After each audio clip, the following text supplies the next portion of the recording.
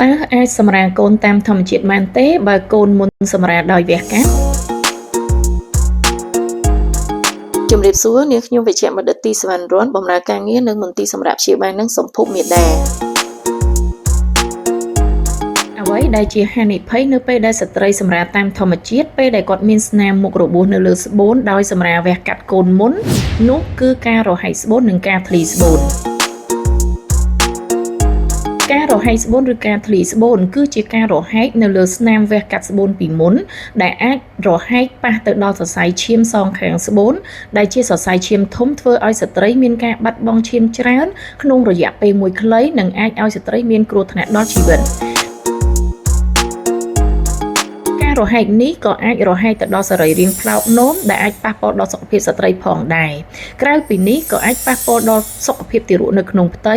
ដោយកូនមានការធ្លាយចូលទៅក្នុងពោះរបស់ស្ត្រីដែលធ្វើឲ្យកូនមានកង្វះខាតអុកស៊ីហ្សែនភ្លាមៗហើយអាចមានការបាត់បង់អាយុជីវិតកូនភ្លាមៗ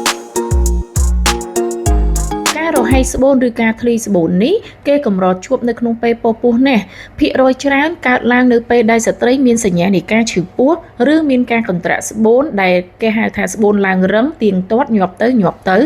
ដែលអាចធ្វើឲ្យមុខរបួសលើស្បូនរបស់ស្ត្រីនឹងស្ដើងទៅហើយអាចឈានទៅដល់ការរហែក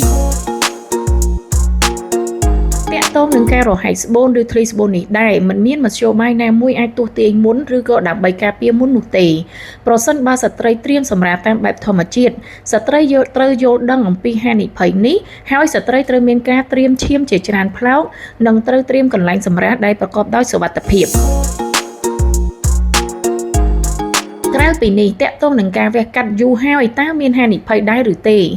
ភាគរយច្រើននៃហានិភ័យរហែកស្បូនឬធ្លីស្បូននេះគឺនៅពេលដែលវះកាត់ក្រោម6ខែ